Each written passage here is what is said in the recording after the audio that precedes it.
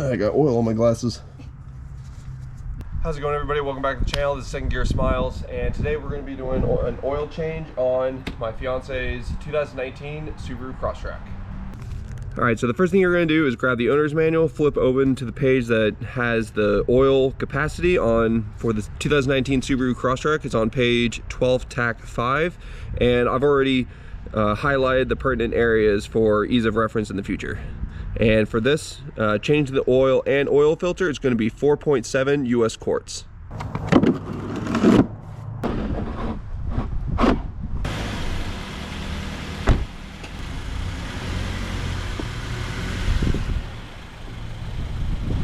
It's automatic. You obviously want to make sure it's in park, and then you want to crank the e-brake as high up as it'll go so you don't run the risk of the vehicle rolling off the ramps. And then for added measure, you can put some wheel chocks behind the wheels. But if you don't have wheel chalk, something like this, like a piece of wood tucked in behind the rear wheels, will do just fine. Go under the dash, pop open the hood, and on the Subaru CrossTrek, it's this right here. It's kind of hard to notice because there's no color differentiating, but it's right here. So the hood release latch is right here in the center. So if it's caught, you lift it up, basically right in line with the Subaru label or logo. So a quick orientation of the engine compartment as it relates to the oil change. So right here is the oil filter.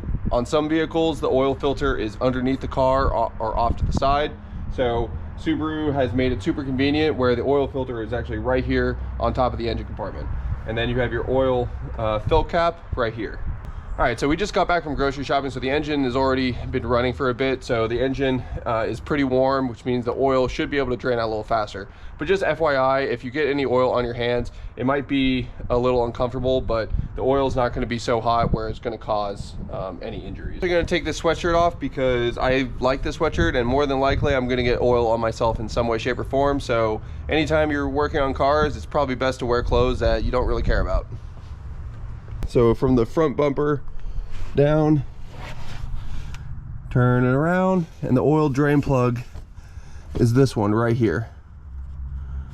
Subaru has made a convenient little cutaway, so A, it's pretty obvious, and B, you don't have to remove this plastic protective, I don't know if this is used for aero or if it's mainly for just protecting the underside of the engine compartment, maybe a little bit of both. All right guys, outside of the ramps and the wheel chocks, this is everything that you're going to need for an oil change on a Subaru CrossTrek. The ratchet and the socket size is probably going to be different than what you need for your vehicle, but you're going to need something to protect your driveway or your garage floor, your oil catch can. Make sure, if you have one of these, make sure this is open. I've made that mistake before. You're going to want some brake clean, something to clean off any oil spills or any gunk. All right, this is Connor from the future. I forgot to list probably one of the most important pieces of equipment you need to do an oil change, and that's the funnel. Appropriate amount of oil. In this case, we have 0W20. Check your owner's manual. And corresponding oil filter. You can pick this up at almost any auto parts store, Advanced Auto, O'Reilly's, etc.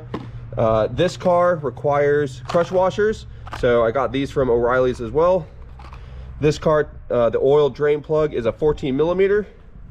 I have an extension and a 3/8 ratchet, and plenty of shop towels. In this case, I actually don't need the extension. The tall socket that I have actually works just fine.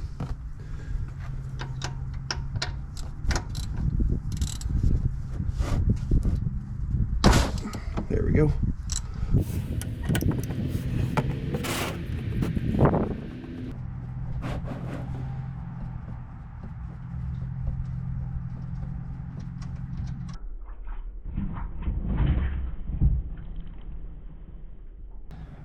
And that's why you wear clothes that you don't really care about. You want to make sure you clean up any oil splash because in the future, if you do for whatever reason have an oil leak, you'll know that it's coming from an oil leak and not just from you being messy and not cleaning up after yourself from the previous oil change. All right, so this is the oil drain plug. It's a 14 millimeter, and this is the old crush washer. So we're going to discard that. Gonna make sure the oil drain plug is nice and clean. Always try to match parts with parts. Yep, same size. So this is the old one. You can see it's actually crushed down, how it crushes down. This one right here is the old one. This is the new one. So what this does is that you slide this over top, and then when you tighten it down, once you tighten this down, this will get crushed, hence the name, and it'll help create a seal for the bolt and the drain pan. And you're gonna hand thread it back in. All right, you wanna do this by hand to start off with, so you don't accidentally cross thread it. If you feel any resistance, back it out and try again. All right, now it's up against the drain pan. I know it's not cross threaded. Now this does have a torque spec, however, I don't have a torque wrench that can get into this position. So if you don't have a torque wrench like I do, that's perfectly fine. Just tighten it till it is snug, but don't over tighten it.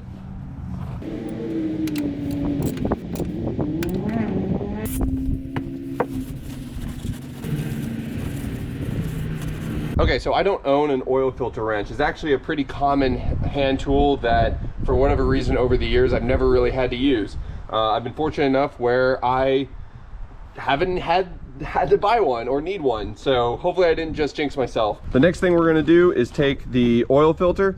This is a Mobil 1 oil filter. I think Mobil 1 has higher quality stuff than Fram or sometimes even the stock manufacturer. So normally I would fill this up with oil, but because of the positioning of the oil filter where it sits down like that, we're not gonna do that. All we're gonna do is dab our finger with some oil, fresh oil, and we're gonna lubricate this O-ring so that it doesn't get stuck in the future.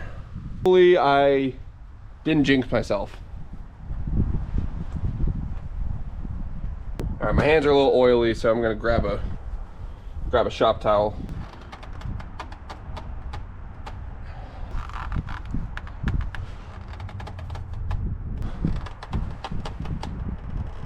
Oh, there you go.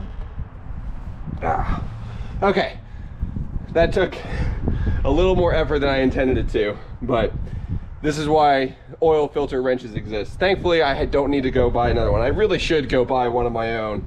This would probably be a lot easier. But between jiu-jitsu and rock climbing, I got decently strong hands. All right, that was a little annoying. So that's the old one, out with the old,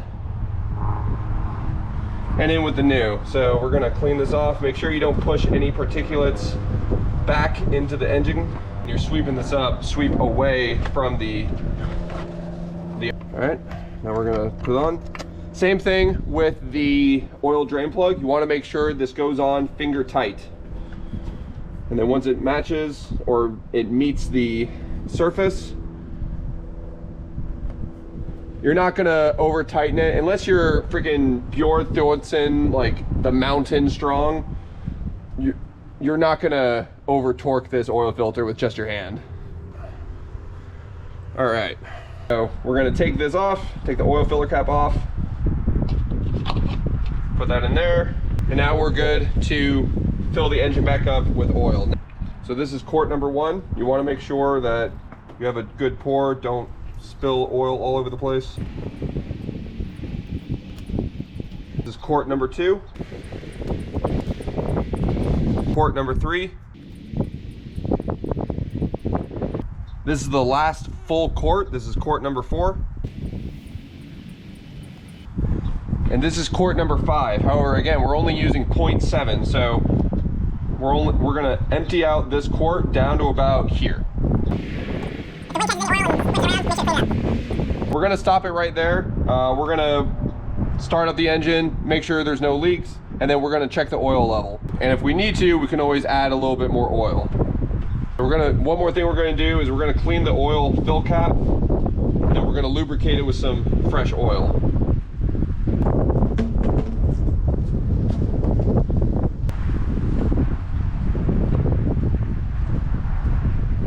Make sure the oil fill cap is nice and parallel with the rest of the engine.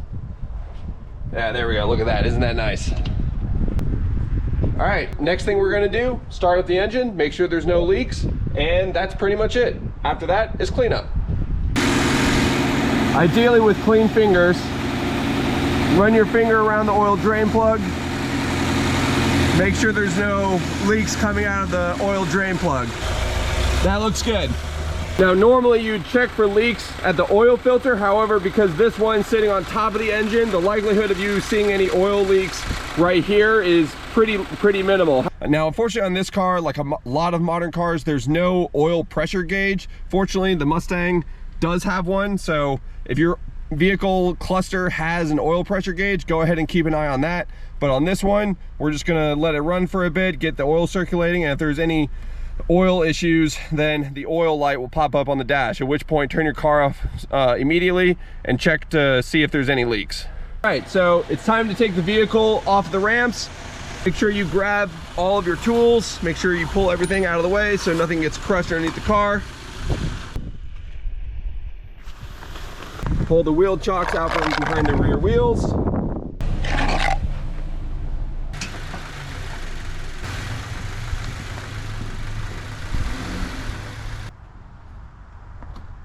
And that is how you do an oil change on a 2019 Subaru CrossTrek.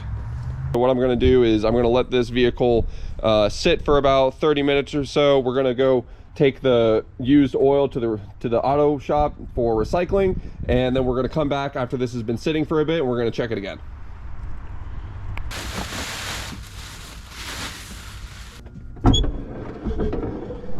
All right, I don't know if you can see that or not, but the oil level is right at the fill hole. All right guys, if you made it to the end of this video, I really appreciate it. If you can like, comment, subscribe to Second Gear Smiles, that'll help me out, grow my channel. I'll be able to bring you more automotive how-tos, car culture, and some car travel stuff as well. Thanks, bye.